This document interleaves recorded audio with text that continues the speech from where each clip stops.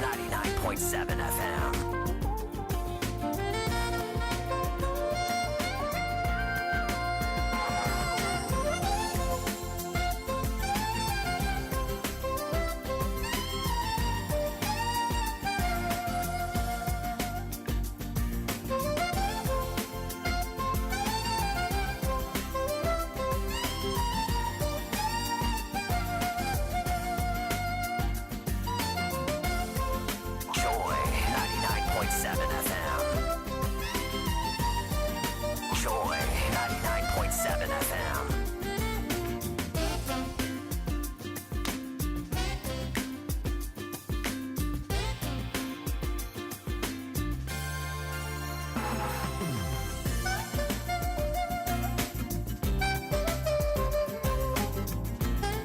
I just love this track.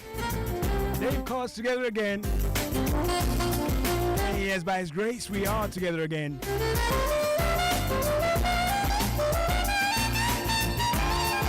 My name is Nortey, and that's the reason why.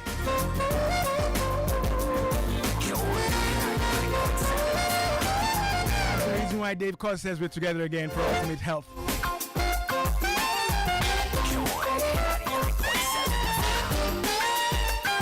Put your seats in the upright position. Fasten them seat belts.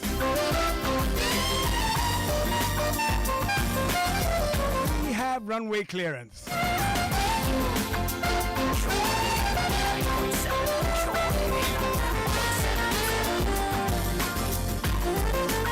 Yes, she will balla. Bajo haledan.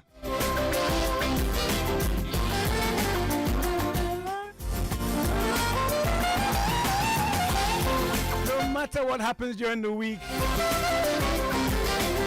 I'm gonna pick it up, show up, turn up, knowing you are there on the other side. Let's do this. Come on. 99.7 FM. 99.7. That's right.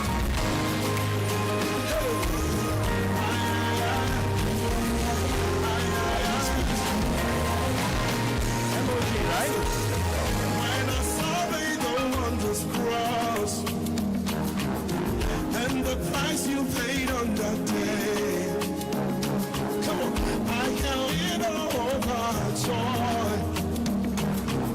Jesus, your love, it blows my mind. Everybody say, when I survey the wondrous cross and the price you paid. I know you can sing this. The price you paid on that day. I count it all. Jesus, you love. There's this bass trumpet I like in the background there.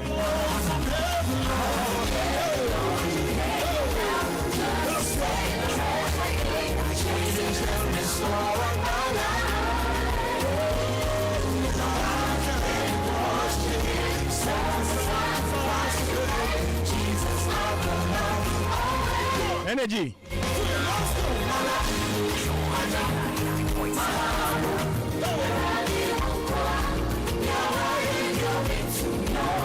That's right,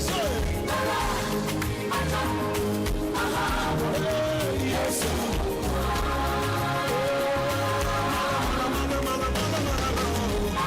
that's right.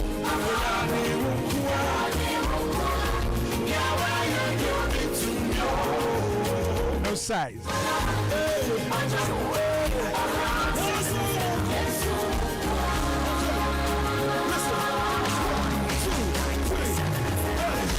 Nobody can do me like that.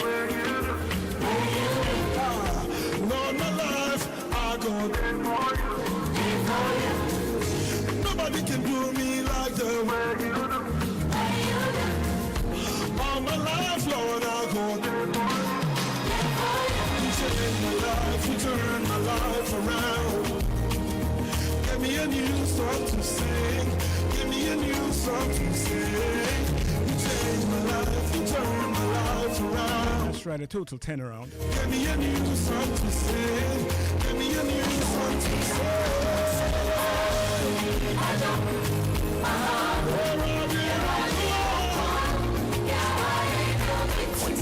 That's how we do it. 205, we come alive. The program is Ultimate Health, your ultimate guide to healthy living. Listen every Sunday, 205. Be your humble servant.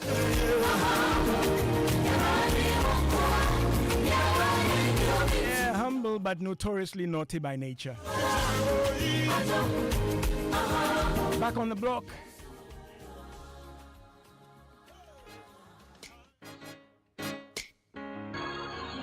Joy 99.7 FM. Yeah, last week we addressed the impact of rising diabetes numbers, statistics across different stages of life. Joy 99.7 FM. And I said diabetes goes everywhere blood goes. And I can't go without Dr. Chris Ade, consultant physician and endocrinologist at the Trust Hospitals Limited. So we're going to be, dissecting, going deeper, down into the impact across different stages of life. We heard about the impact on, newborns, young children. We learned about the different types, the implications of that. And you asked your questions, didn't you? Some of us, you wanted to know whether it was genetic. And some of the challenges. Dr. Ade is here with me again. I'm so glad to have him. Chris, you're welcome. No, hang on. Chris, you're welcome.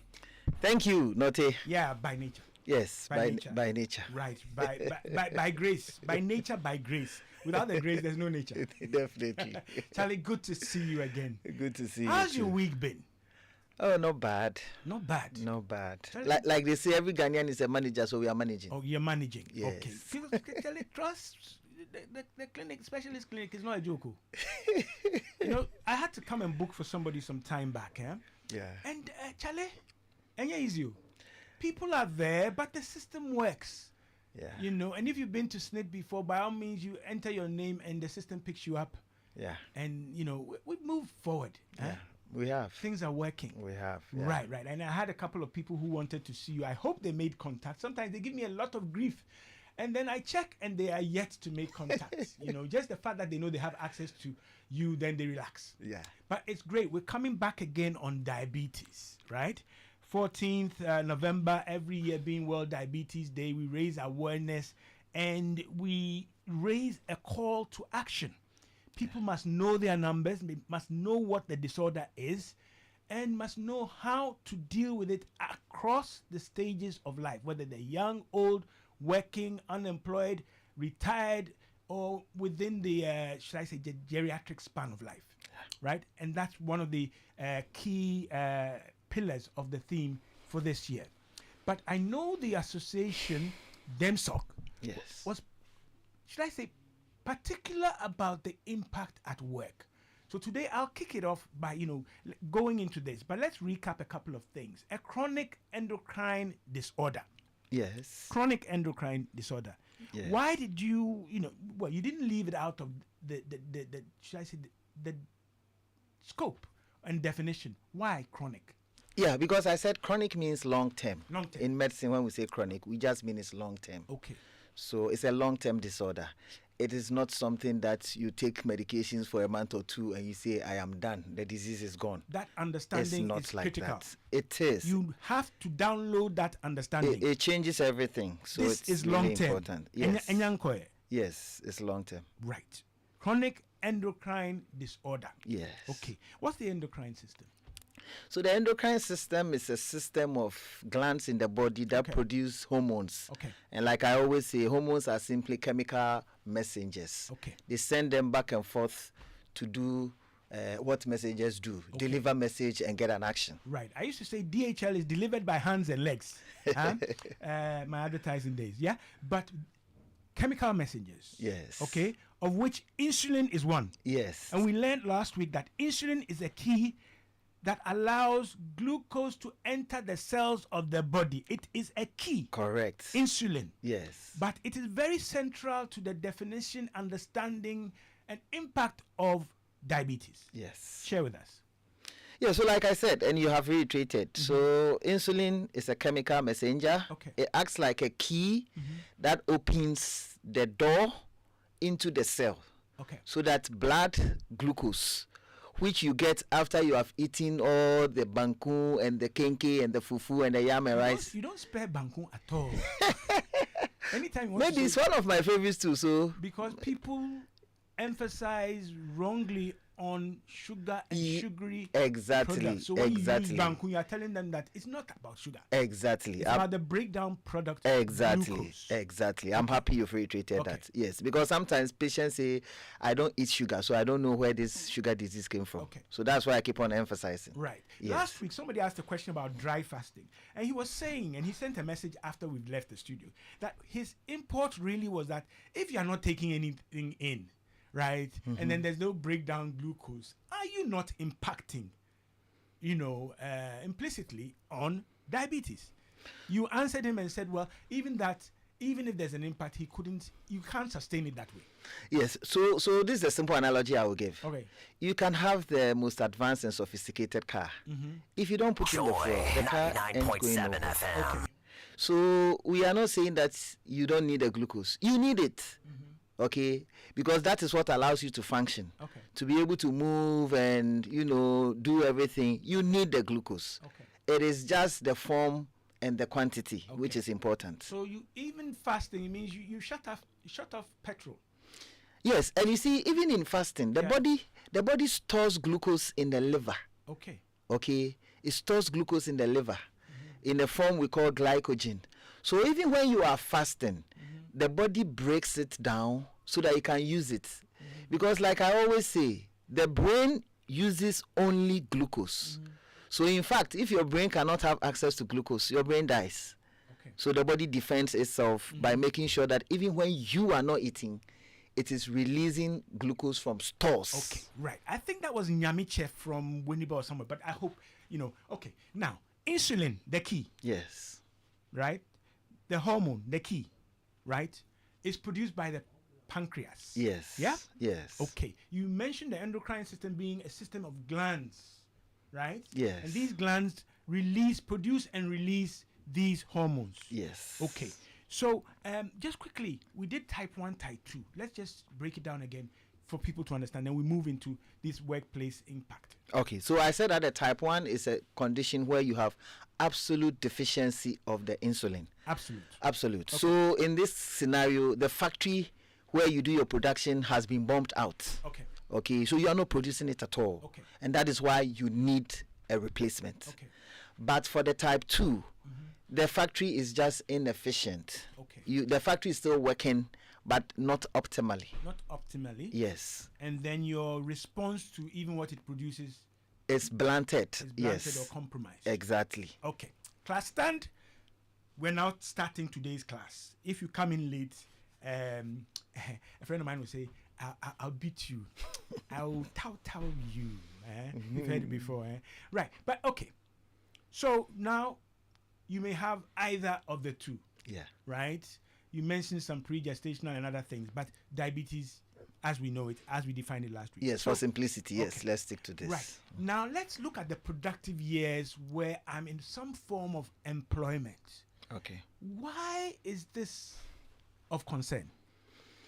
Okay, so it is of concern because whether you have type 1 or type 2 diabetes, there's a lot that is required of you in terms of caring for yourself. You see, if you didn't have the diabetes, your pancreas and all the other organs would be doing what they are supposed to do. So you don't have to think about how to balance your blood sugar and all that. But this is a situation where there is a problem with all this production and balancing. So you have to do for the body what the body would have done for itself. So that places a lot of demand on you. Okay. So if, for instance, like I said, most of the young people and adolescents have type 1 diabetes. So let's say you've had type 1 diabetes from age 16. Now you are 32 and you are working and you are on insulin, which means that at the workplace you would have to take time to check your blood sugar, and then to give yourself insulin injections.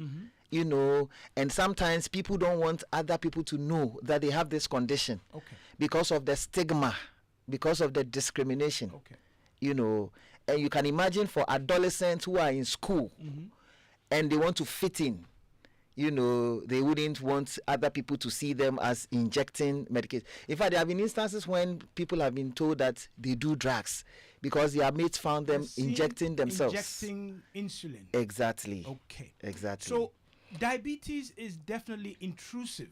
Yes, it is. Intrudes into your life. Yeah. Right? And work or the workspace is part of your life. Yes. And therefore, you must know how to manage it. Exactly. You may be skipping your medications because you are at work.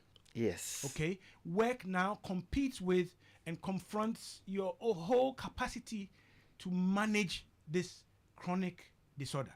Yes. So, you as an association are concerned about the impact of diabetes at work, and you want to help people understand how to manage this. Yes. Right. So is this focus on the employee, the employer, or the hybrid, really? I am very happy you said that. So yes, it's all encompassing. Okay. It even also focuses on your co-workers because they need to understand you and be very supportive. Okay.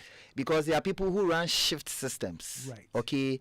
And if somebody has diabetes, you need to consider the shift that you place them in. Okay. You know, especially if they may be on insulin. Right. Okay. Some people may forget their medications at home. Okay. And that can be a challenge. The employer also has a duty to provide an environment that is enabling.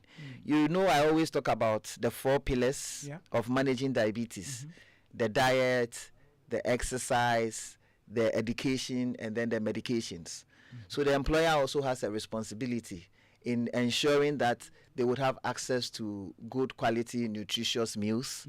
And if they can take some breaks off work, you know, especially for those who do very demanding work where they have to stand on their feet for very long periods, factory workers, etc. So we expect that the employers would at least help our patients with diabetes to be productive whilst not adversely impacting on their health. Okay. You see the way I'm looking at you? Again, today, I introduced my sign language eye. The reason I'm looking at you is that it does suggest that, 1, you should disclose this to your employer. Exactly. 2, certain workplace accommodations, adjustments can and should be considered, right? Yes. For you, the employee who has diabetes. Yes. I'm still looking at you with these eyes because workplace adjustments themselves, just generally, right, are very, very difficult. Yes. Right? For individual or on the basis of unique profiles of employees. Okay? Yes. So how do we achieve this? Firstly, let's look at disclosing this to your employer. I am your driver. I am your shift worker. I am your PA. I have diabetes. Dr. Chris Ade, am I supposed to, should I say, present a medical report? How do I disclose this? And is it really, really necessary? Okay. It is necessary. You see, I understand why some people don't want to do that 99.7 because of the FM. stigma, the discrimination. But we have come a very long way. Okay. We know diabetes is not infectious, it's not contagious. You don't get it by being in close proximity with somebody else. Okay. You know, so actually, it is in your own interest to let your employer or your colleague know. Because you see, there are instances when you may have a complication. I'm sure we'll talk about the complications. All right. One of the complications we worry about is hypoglycemia, which is low blood sugar. Right. And especially for those on insulin. If you overdose or you do not take enough food after you've injected your insulin, your blood sugar can go so low, it can lead to you passing out, becoming unconscious. Okay. And you know, in Ghana, once you pass out, they do water therapy for you. They just pour water on you. Right. and that is not what you need. Is that when you pass out on account of low blood sugar? Yes. Is that what I know? There's a term. Is it hypoglycemic shock? So it's hypoglycemia. Okay. But once you have lost consciousness, it means it is severe. Right. It is severe. Because when it starts going down, you may have some symptoms like sweatiness, palpitations, you feel very hungry, jittery, and then we tell our patients to look out for some of these signs. So once you see that, you should grab something sugary, whether it's a toffee or sugar itself, or a Coke or Fanta, and then you can take it, and then it will resolve the symptoms. But if you do not do these things, or some people have what we call hypoglycemia unawareness, they do not get these things, and then it gets so low you may become unconscious. Then you will now need help, to bring you back. And something as simple as getting honey and rubbing it around your tongue when you are unconscious. Because when somebody is unconscious, you don't open their mouth and pour in fluids. It may end up in their lungs and cause more troubles. So if your employer... This is an emergency. It is an emergency. It is one of the short-term emergencies. Hypoglycemia is one of the serious emergencies. Right. And so if your employer knows that you have diabetes, or your colleagues know, and they see you pass out, the suspicion should be that your blood sugar has gone low. And they should know what to do. Okay, great stuff. 24 minutes past the hour of 2 on Joy 99.7 FM. Some of you asking about the music I play. Somebody said, let the music play without... Please, it's not a music show. I use the music to set a tone. Okay? Right? Leave me alone. Right? Some two are calling me DJ. That's not the point. I set a tone after church so that we can now get into business. We're talking about diabetes, its impact across different stages of life. I have managed to, secure Dr. Chris Adair again, consultant physician and endocrinologist at the Trust Hospitals Limited. Okay? We're going into detail. The impact of diabetes at work. You just heard of talking about hypoglycemia, low blood sugar. Low, right? He's giving some of the telltale symptoms that may show that you've gone low, and maybe critically low, right? He said some people too can go low, critically low, but not have symptoms, okay? And he's mentioned some things that could be done immediately to assist you, but he underscores it's a workplace emergency. Based on people knowing that you are actually diabetic, a disclosure that you may or may not have made. WhatsApp is 055 11 11 997. Shortly, I will activate the phone line so that you can talk to Chris yourself directly. I am not stingy like that. We'll share our resource persons, and a couple of you are on WhatsApp. I read a couple of those as well. Chris, now, so I let my employer know, okay? Let me stick this in as well, because I'm aware of these things. There's pre-employment medical examination. Yes. Many people skip this, right? That you've been offered a job, but you're also supposed to have a medical assessment, examination, evaluation, right? Yeah. Are these things covered in such an evaluation? Because that will probably address some of the disclosures or discoveries. Yes, I agree with you. Yes, it's unfortunate for anybody to skip pre-employment medical exams because it is in your own best interest. Okay. When I started working as a doctor, I worked at 37 Military Hospital. Okay. And I know a few soldiers who skipped some of these things. Really? And then ended up, you may do this. It tempted me to say after queuing at LWAC, I have my own very strong issues with that whole process. I know it was a rather unfortunate Very thing. unfortunate. Very yes. unfortunate. So even military. Yes, so some people, in Ghana, people always try to cut corners, Really? And some people have skipped some of these things and gone to die on peacekeeping operations. So honestly, if your employer offers this, I think you should jump at it. You should jump at it because we may pick employment screening. Yes. We pick a lot of problems. In fact, previously when I was working in VRA Hospital in Akosombo, the organization was making it mandatory for you to do your annual exams. Right. Yes, when you go on leave, and then what happens is that... Which already tells you it's not a secret. Yes, and we picked a lot of problems which we dealt with early to avert bigger problems. Okay, let me ask you this before you go on. Can this discovery or disclosure of your medical status, right, be used against you? Because I feel that's the fear. And under no circumstance should that happen. Okay. Under no circumstance should that happen. Okay.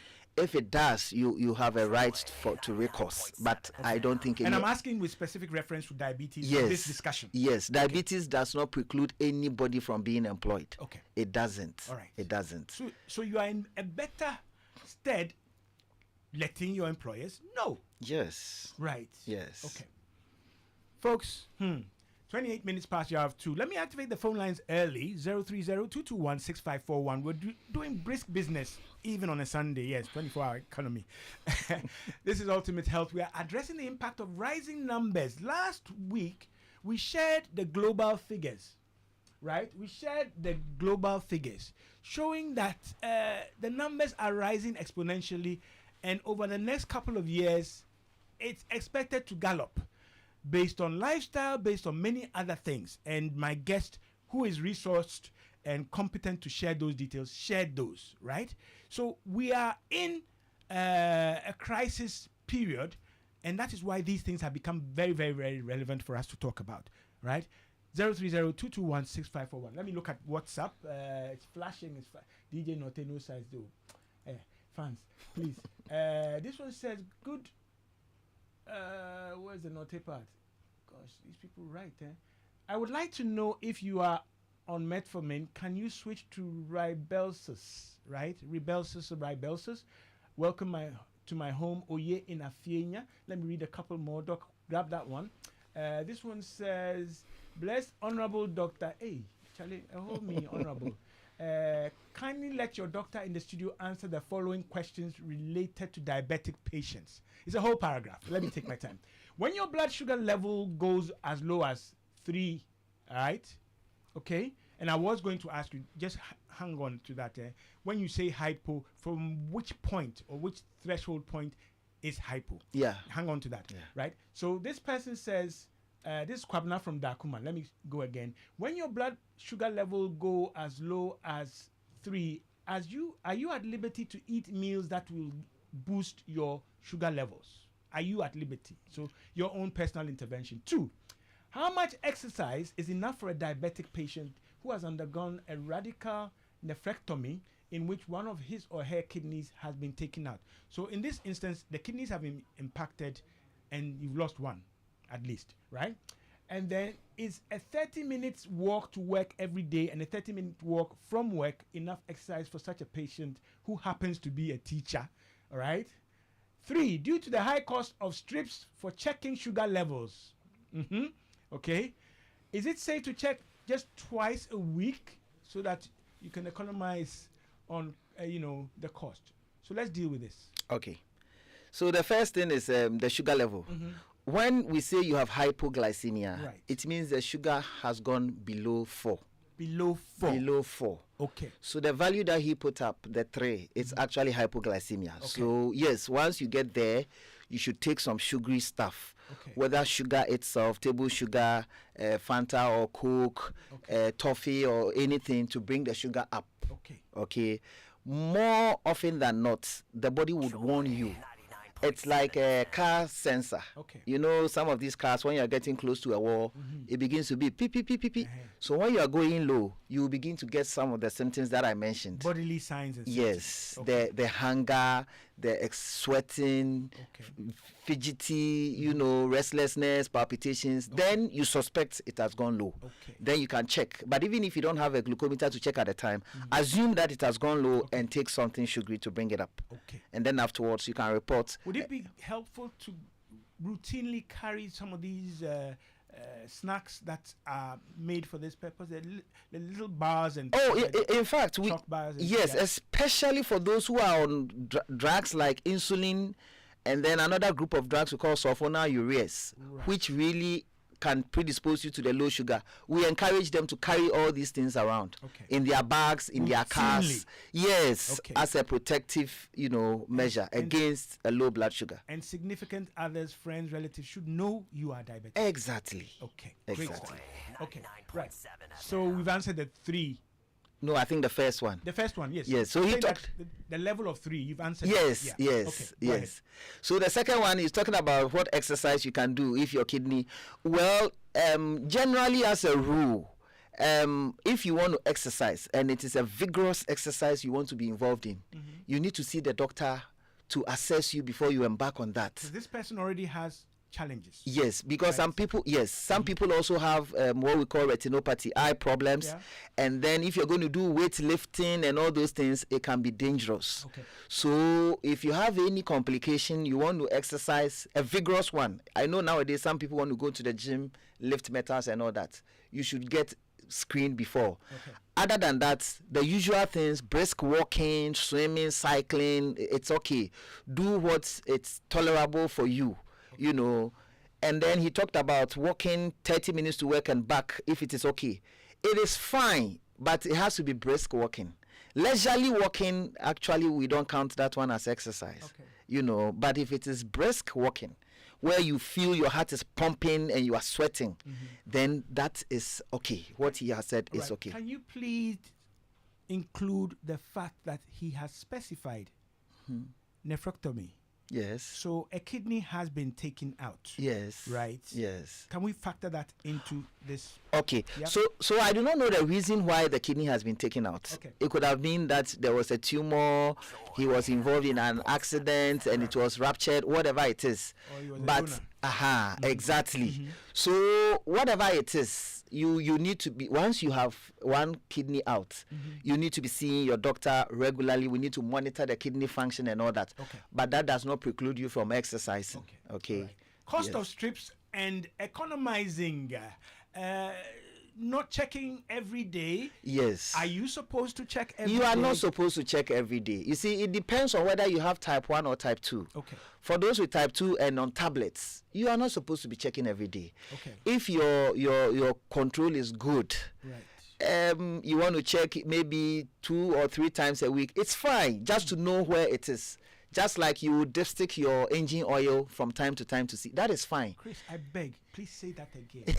Right? Yes. If you're on medications, yes, and particularly if you are type 2, yes, and on tablets, yes, and you are well controlled, and your numbers are well controlled, yes, you do not. You see, it's a well packaged response you've given me, but I want my listeners to catch every component of it. Yes. So go over that again. Yes, I know some people sit in the house, they have a book, an exercise book, right, and every day they check their sugars, and they have this long, and then they come and say it is so expensive managing diabetes. You know, for such a patient that I have described, you don't need to be checking your blood sugar every day. You're hearing this from an endocrinologist. Yes. Okay, not a miser who doesn't want to buy the strips. Okay, let's look at the clinical context in which he's saying this. Yes. Okay, please continue. Yes. So you don't need to check it every day. I tell my patients that when you are checking these things and documenting them, it's information you are gathering, isn't it? You gather information to take a decision. Right. You don't just gather information for the sake of gathering information. So when you do all those things and you come and show me the book 1 month, you've checked your sugar twice a day, 60 times, and you are not doing anything with that information, you are just wasting your strips, you know. So when you are well controlled, you are on tablets 2 or 3 times a week, it's fine. When the doctor does not think you are well controlled and he wants to get a profile, we call it self-monitor of blood glucose. We will tell you for a 5-day period or a 7-day period, check your sugar, bring it for me to have a look at it, and then we take a decision on it. Right. But if you have type 1 diabetes and you are on insulin, that is when you need to check frequently. Okay. Great stuff. Right? You're hearing this on Joy 99.7 FM. Joy 99.7 FM. Ultimate Health. We're discussing the impact of rising numbers across the stages of life. If you have any questions, concerns, confessions, testimonies. WhatsApp is 055 11 997. My phone line 030-221-6541. My guest in the studio, Dr. Chris Adey. He's a consultant physician and endocrinologist with the Trust Hospitals. I'm always tempted to say SNIT. Right? We are not SNIT. Right. Right. Okay. But do you still belong to us? we are owned by SNIT. Okay, thank you. Yes, but we are limited liability. Right, so if you have any company. questions, phone line 030-221-6541. WhatsApp is 055 11 997. Kwame Ndakuman, I hope we've answered all your questions. You have to fall into the category that Chris has just described before you start, should I say, skipping the checking and all that, okay? But if in doubt, consult your own, Doctor. Health provider, doctor. Yeah. Okay, right. Let me see what else I have. Dr. Dai is my doctor in Akusumbu. He's a good guy. My name is Menz Ashie. Right, he's a good guy. I know all the people I bring into the studio are good. Though. Please. Okay. Yeah. Okay. Do I have any more messages? No, I don't. Okay. WhatsApp is 055 11 997, and the phone line is 030-221-6541. This is serious business. Diabetes goes everywhere blood goes. Or somebody has brought in impacted kidney. Okay, right? So if you have any questions, concerns, let's share them. Okay, right. So workplace emergency. We've dealt with hypoglycemia. Yes. You should know what to do at work. You should know these symptoms when they are coming. Let's come back. So let's assume you've gone through this difficulty of disclosing to your employer. Right. Should you be the one suggesting changes or accommodations to your work schedule and, shift and all that? Or should your employer, should I say, have an awareness of this and offer it to you? Okay, so it's like a double-edged sword. It cuts both ways. Yes, you can make some suggestions. You can also let your doctor make some of these recommendations. Okay. And then, of course, it's one of the reasons we are doing this program, so that the employers also have the awareness. Okay. Because, you see, you have a worker who is very productive, and he has diabetes. It is also in your own interest to make sure that the workplace is conducive for him to be productive. Okay. So it's a win-win. Okay. Win-win. All right. Yes. So actually, this also means that this worker is not doomed. Not at all. If this complementary collaborative role between employer and employee is working well, then you got him for a long time. Yeah. Okay? Yes. And he doesn't become a burden or a liability. Yes. I have colleague doctors and nurses and other health workers with diabetes, and they are very productive at the workplace. Okay, right. Nicholas Olenu, you want me to talk of drivers on our roads who are diabetic? Chris, take a bite of that. I am very happy you brought this up. Right. It's very important. Okay. If you are a driver, for instance, and you have type 1 diabetes and you use insulin, Okay. or even you have type 2 diabetes and you are insulin or the group of drugs that we call the sulfonylureas, which can push your sugar down, Okay. especially those driving long vehicles. Sometimes we take things a bit for granted over here, but in the UK, for instance, the DVLA has very strict guidelines. Okay. You need to be checking your sugar at regular intervals. Long distance drivers. Right. Because to be frank, some of the accidents that I see on the road sometimes make me suspect that maybe the person could have gone into hypoglycemia. Because sometimes you are traveling on a straight road and you see a car that has gone off and ran into a tree about 50 meters off. Not that it collided with another car. So you're asking yourself, did this person have a seizure? Did he have hypoglycemia and lost consciousness? Something, is not adding up. Right. Let me ask you this, policy-wise. Yes. Because we have GPRT, we have National Road Safety, I think there's still a commission. We have DVLA. Yes. Right? Apart from the health, Ghana Health Service. Should we be, I go and renew my license. I've just gotten a message that I have to renew it. Yes. Okay. This process will take cognizance of my vision. Right? They have some tests they do there. Yes. But this diabetes part, we are adding another things. Is there the need for some requisite disclosure Yeah, maybe we need in to this process? Yes, I think maybe we need to push for it. I don't know what the DVLA law says in detail, but if the UK is doing it and other developed countries are doing it, we should also learn from them. Okay. Because if you are a pilot, for instance, there are very strict rules about some of these things. Okay. If you've had a hypoglycemia within a certain period and your sugar is not well controlled, you are not allowed to fly the plane, because you know what would happen if you pass out up there. Right. So we need to look at some of these things. This is Policy. serious stuff. It is. Right. It is. Okay, folks. Kwame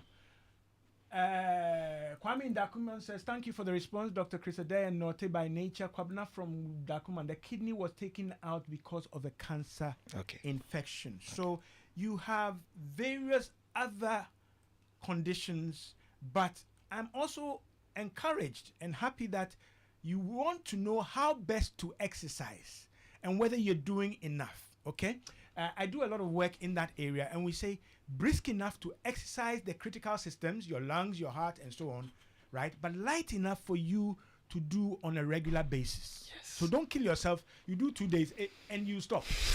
Okay, brisk enough also means that you work up a certain light sweat, but you are able to talk. Yeah. Right? So I'm talking now, but if I'm now, then I've gone over a certain limit. Use those things to guide yourself. Excellent. Okay, Kwame and my listeners, all right? Excellent. It's an area I do a lot of stuff in. So brisk enough so that you can continue doing it on a regular basis. Yes. Right? And exercise the systems that you need to exercise. Yeah. But light enough so that, hey, you don't, should I say default, drop out. Okay, great stuff. All right. This one says, where is it now? Please, I need Nortey's personal number to Beatrice. It's a health issue. Beatrice, I see your number there. Okay. I'll see how I can get in touch. Okay. I'm supposed to be retiring, Charlie. And yeah, easy. Okay. Joy 99.7 44 minutes past the hour FM. 2. Still workplace. So I can get some shift changes. In court, we have what we call courtroom accommodations. In fact, court can even sit in your house. I've had court sit in my living room before because on account of my dad's insurance case, right? So you're saying workplace accommodations adjustments can be made in your favor and indeed in the favor of the workplace. Yes. In fact, even when you said court, you've just reminded me. A week or two ago, I saw one of my patients who is a lawyer, and he told me that he passed out whilst defending his client in a courtroom. Uh-oh. Yes, he passed out. He just realized he was at the hospital, and they told him, you lost consciousness, and when we took you to the hospital, your blood sugar was low. Whoa. So these are real I issues. do hope there was an adjournment and he didn't lose the case, right? But Yes. these are real. Yes. We say we're addressing the impact of the rising numbers Yes. across stages of life. I believe this is what we're doing. Yes, and in fact, I want to also say that the impact most of the time it has to do with the complications. Yeah. Okay, complications, and you see, it saddens me that sometimes because 99.7 diabetes, FM. by and large, the type 2 does not cause symptoms. Okay. Most people really don't take their medications, and they are not regular with their follow-ups. Okay. And then I have young patients who get complications. I have a 38-year-old banker who has a stroke. I have a 26-year-old computer scientist, brilliant guy, who has gone blind, from diabetes. And he comes to the hospital with a girlfriend because he can't see anything. He can't see anything. So... I'm looking at you and I could do this to the end of the year. Because Yes. Just complications alone. Yes. And you haven't mentioned the triumvirate we mentioned. I haven't talked of the kidney Trinity. failures, the heart attacks, the strokes, the amputations. You see, I haven't even talked about the blindness. You see that I always The tell foot people ulcers. exactly. I always tell people Healing ulcers. exactly. I always tell people that somehow diabetes is the only disease that you can have a whole specialty in it. There are some people who are just diabetologists because it is a subset of endocrine. Right. So you can have somebody specializing in just diabetes. So it tells you how serious it is. Whoa. George Abanzu from Upper East Region. Please, Doc, when do we say someone has high blood sugar? I want to know the level. Thank you, George Abanzu from Upper East. Thank you for that. But Doc, sometimes the measurements and the units. So can you give us both? Okay. Right? Okay. Yeah. So we normally use the millimole per liter. Millimole per liter. Millimole per liter. All right. And in fact, I think it's only the Americans who do milligrams per deciliter. Right. So when you see your machine giving you some very high numbers, Right. 140, 230, it's likely the American machine, which is milligrams per deciliter. Okay. So that one, you divide it by 18 and you get it in the millimoles. Okay. So normally when I mention it without specifying, I'm talking about the millimole per liter. The millimoles is the one that will give you single digits. Yes. Hopefully. Yes. Right? Hopefully yes. single digits. Yes, hopefully. Okay, right. Yes. So the normal fasting blood sugar is 4 to 6. Okay. And when it goes above 7, then we say you have diabetes. If you are within 4 to 6, that is normal. It's normal. Yes. Then 7 and above is diabetes. And then between 7 and 6 is pre-diabetes.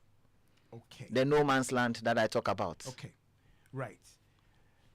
Fasting blood sugar implies that you have not taken in food yes. for your system, to work on and break down. Yes, at least 8 hours. Yes. At least 8 hours. At least 8 hours. So the assumption is that after your last meal, you slept. Yes. And that sleep constitutes a fast. Yes. Okay, you don't eat during your sleep. That's why you break the fast in the morning. You break the fast. Yes. And that is why the breakfast itself is a very important meal. Yes. Right. So when we take your fasting blood sugar, that measurement you take in the morning suggests that at least for the past 8 hours, you have not eaten. Yes. Right. So this brings in the concern about late night eating. Please share with us on that. Well, you see, the dietitians say that you should eat breakfast like a king. All right. Lunch like a prince, and then supper like a pauper. You know, and there's good reason for it. Some of us are on that level for that. Yes, and there's a good reason for it. If you eat in the morning, you have the whole day to break down what you have eaten. To burn it. And use it. Right. Okay. When you are going to sleep, what do you need all that calorie for? You are going to sleep. You should travel light. Your organs, everybody is tired. They are all going to rest. So your stomach, the intestines, everybody wants to rest and prepare for the next day. So why do you want to give them work to do when you are asleep? Rest must be rest. Yes. So your stomach must be resting. Yes. All other things. Yes. Must be resting. They must all rest. And you've given them work to do. Yes. It is wrong. It is wrong. It is unhealthy. It is. Okay. It is. 50 minutes past the hour of 2, Charlie. Kindly encourage employers not to victimize employees with conditions. Not every boss is open-minded about the subject matter. Though productivity is up to standard, all some employers will see is liability, right? So many will not disclose. Advise employers. There's a whole area, occupational health. Yes. And often tagged to it is safety. Yes. Please, if you are not well, safety comes in. Okay? So yes, there's a whole area that, but your point is well made that employers should also, and they listen to Ultimate Health as well. Okay? Yeah. Right. Dede is typing. Somebody is thanking us. I have a caller on the line. Where's my phone line? Okay, there it is. Hello. Hello, Nortey. Good afternoon. Good afternoon. Who am I speaking to? I'm Kwesi, please. Kwesi, where are you calling from? Swedru, share with us. And lower the volume on your set. It's starting to whistle. Okay. I've already started experiencing diabetes. Right. And I had it for 20-something years now, too. And then I think the situation is becoming more complicated. I was on metformin, the ordinary metformin. But at the time, when I think sugar level was just going up, so I switched on to metformin. And then I don't know, how do you tell me that you have type 1 or type 2 diabetes? And I've already started experiencing the complications, like irregular dysfunction for the past 15 years now. I don't have erection. And then I'm off, I'm blind. And then I don't sleep. I don't sleep. I don't have 4 hours sleep in a day. For the past 15 years now. If you see me sleeping for 4 hours a day, I'm tired. Okay. But it's 2 hours. The whole day I have enough rest. I don't experience the numbness, and then the bitterness in my mouth, everything, it's okay. But the moment I sleep for 2 hours, I sweat a lot. I am prone to other complications as well. So I don't know whether it's diabetes or because I'm not having enough sleep that is actually causing all this thing. But when I sleep, and I sleep continuously, and then I don't wake up in the night to urine frequently, like how, say, I wasn't on any drugs or so. But now, maybe twice in the night, I do wake up twice in the night. But still, I'm not sleeping. Okay. But if I sleep for 4 hours and then rest, I'll feel okay. Like the numbness and then the bitterness of my everything is okay. All right. Let me get you answers to these questions, okay? But Okay. I want to inquire: are you in regular contact with your health provider, your doctor who's managing your diabetes? You seem to have been a known diabetic for a long time. Some of the complications you are mentioning are advanced complications, but are you in regular contact with your doctor? Not really. I'm for my sugar level. I'm checking it at least every week or so, once every week, and then I'm on metformin too. I'm taking metformin, but I do not visit the hospital on a regular basis to see my physician also. Okay. All right. Let me grab some answers for you for every. Hello. Yes, hello, go ahead. Nortey. Yeah, go ahead. Go ahead. Is diabetes irritable, please? Because like the schools, you have two schools of thought. One is people are saying it is irritable. Others are saying when the pancreas is damaged, that is all. But others say it is irritable. So which is which? Okay. And then I also learned there is a thing going on in India, pancreas transplant, but they're very expensive. I don't know whether that is also true. All right. I don't know. Okay. Chris, you were shaking your head. Now, he has erectile dysfunction. He has lost his vision. He's mentioned many of the Complications. What is it? The nerve. Oh, what? Neuropathy, right? These are serious advanced symptoms. Yeah. He's had it for a long time. He doesn't seem to be compliant with his physician's review. He feels that he's taking his metformin and he's checking his blood sugar, right? He also seems not to know whether it is type 1 or type 2, which is surprising. He mentioned that in there, right? And he asked the question, how do you know whether it is type 1 or type 2? It is definitely not type 1. I can say this because he said he has had it for so many years. Yep. You will not survive for so many years without insulin if it is type 1. Yeah. You will not survive. Exactly. And tablets do not work for type 1. Okay. So once he's been taking metformin all these years and all that, it's not type 1. Right. It's unfortunate he has developed so many complications, but he needs to be regular with his doctor. Right. There are so many issues he has brought up. I think we can't address them sitting in the studio. These are things we need to address in the clinic, right. And then I think he also mentioned whether diabetes is reversible or it's not. Like I have said, it is a long-term condition, usually lifelong. There are a few instances when you can reverse it. When you have made the diagnosis of type 2 at the early stage, and the person usually has risk factors like obesity, a sedentary lifestyle, alcohol abuse and all that, and they stop the abuse of the alcohol, they exercise, and they are aggressive with their dietitian review, and they lose weight. So in the early stage, they can reverse. That is what you said, remission. Remission, yes, I'm happy you mentioned the word.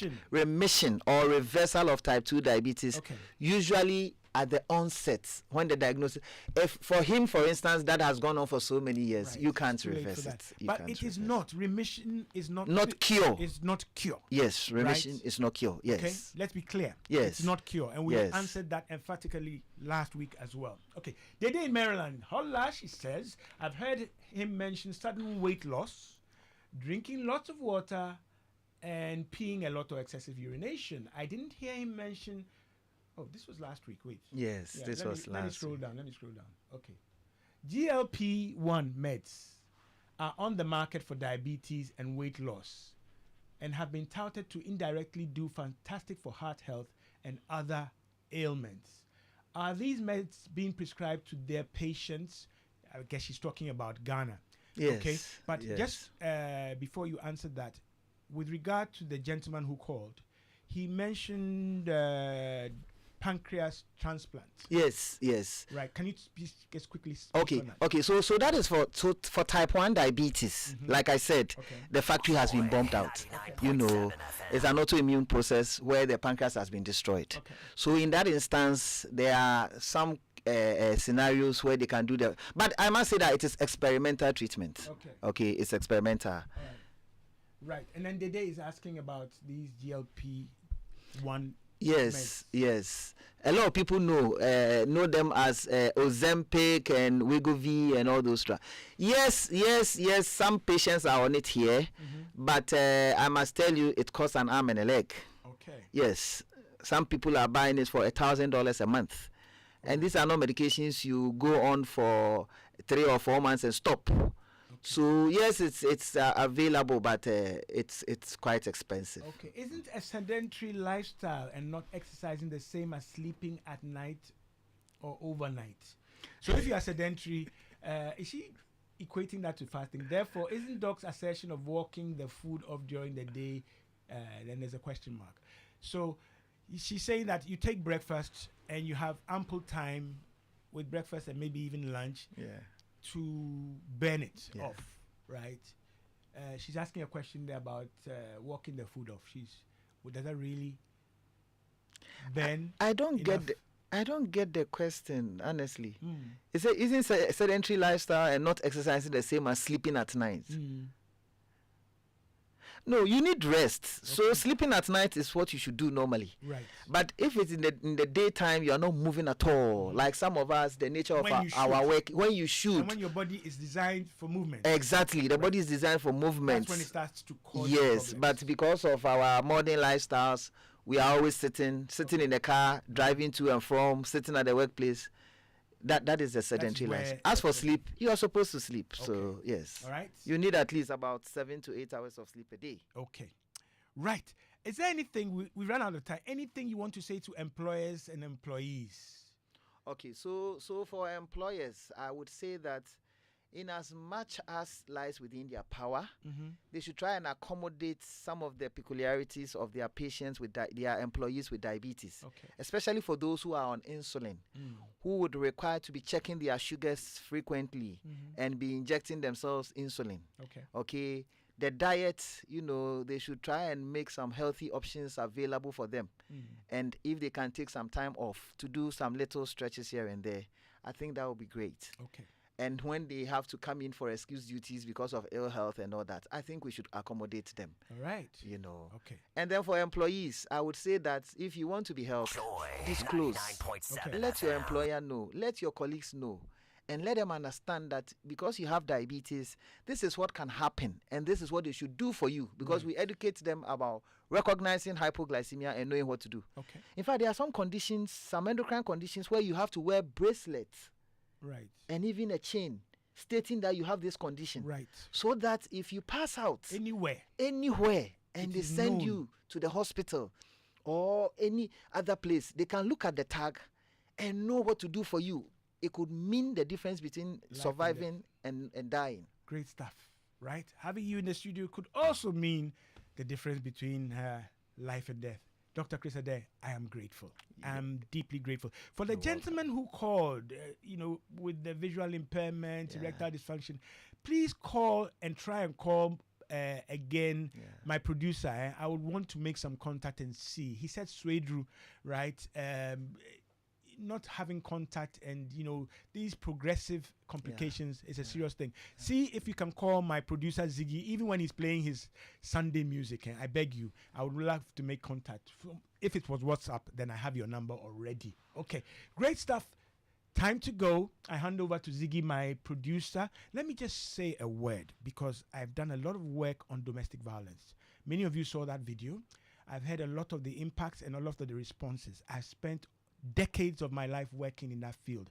Let me tell you, we had a law that allowed a man to beat his wife with a cane so long as the cane was not thicker than the size of his thumb. When we fought for the domestic violence law, that had to be taken from our laws.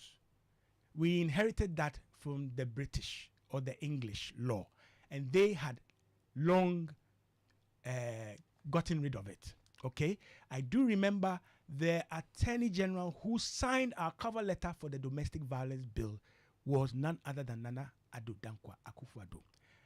I will be doing a series on domestic violence because some of the responses I'm hearing, right? We've trained police, we've trained judiciary, we've trained social welfare.